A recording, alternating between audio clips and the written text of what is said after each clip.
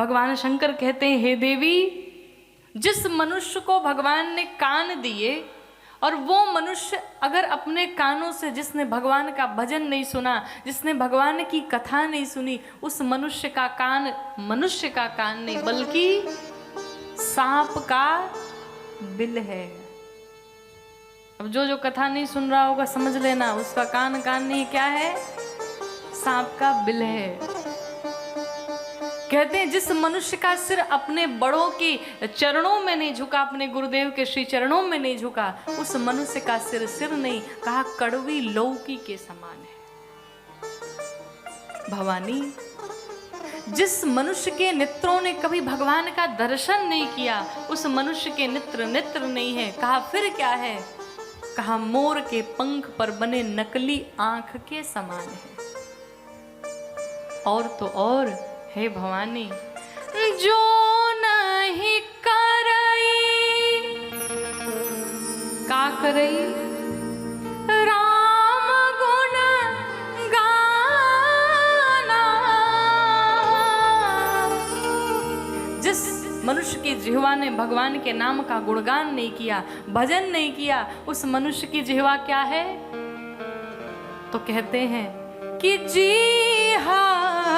सो दादुर जीहा समाना।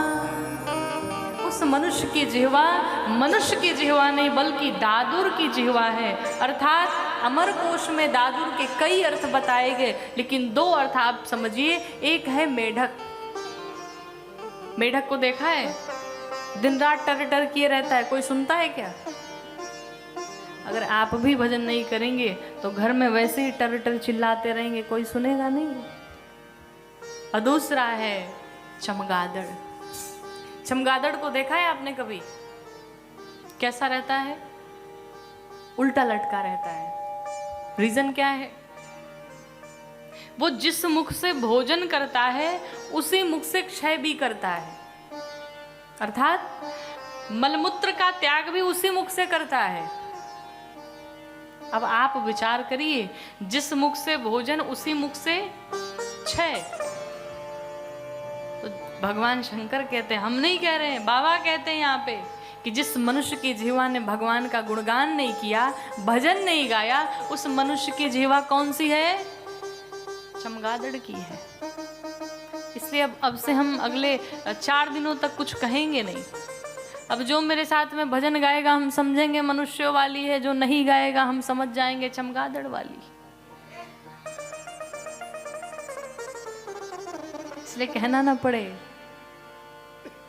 और जिस घर परिवार के चक्कर में दिन रात मेहनत कर रहे हैं, टाइम नहीं है महाराज, गुरुजी टाइम नहीं है, कथा में नहीं, आप वीकेंड में आएंगे।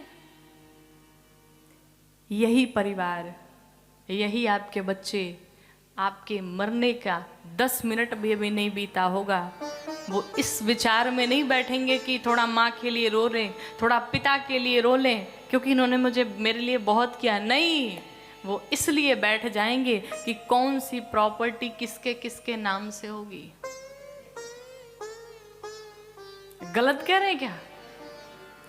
कितना बैंक बैलेंस रखा है माने, कैसे अकाउंट में आएगा? अभी आपकी अंत्येष्टि तक नहीं होगी। जीवन की यही सच्चाई है।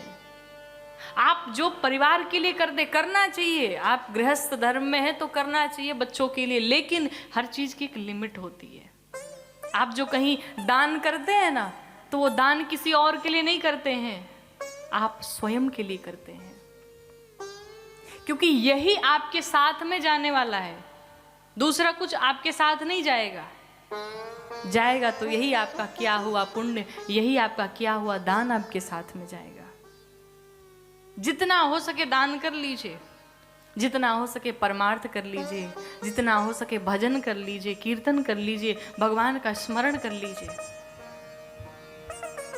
और ऐसे व्यक्ति महापुरुष होते हैं, स्वयं के लिए तो सब जीते हैं महाराज, कोई दूसरों के लिए करके दिखाए तब तो समझा जाए। अपने परिवार के लिए, अपने बेटे के लिए, अपनी बेटियों के लिए तो सब करते हैं। किसी दूसरे की बेटी के लिए 2 पैसे खर्च करके दिखाओ, किसी दूसरे के बच्चों के लिए मेहनत करके दिखाओ। जीवन में आए हैं। हमारी आयु अगर 80 वर्ष की है, हम 80 वर्ष जी करके यहाँ से चले गए, किसी ने नहीं जाना। लेकिन कथा कहती है 50 वर्ष ही जिया जाए, 20 वर्ष ही जिया जाए, लेकिन उस 20 वर्ष में कुछ ऐसा करके जाए कि 1000 साल के लिए जीवित रह जाए।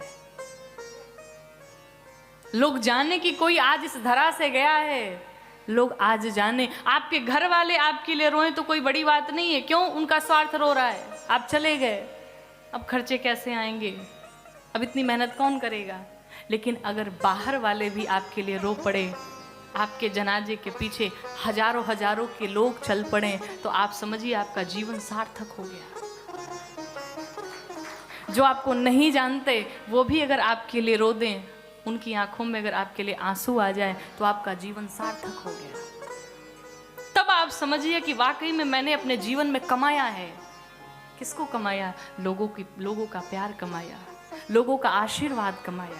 भगवान कहते हैं मेरी सेवा ना करो, मंदिर में न जाओ, लेकिन भगवान कहते हैं जो हमने मनुष्य को बनाया है वो मेरा ही स्वरूप है, उनकी सेवा करो। और सेवा ही सबसे बड़ा धर्म है, परोपकार ही सबसे बड़ा धर्म है।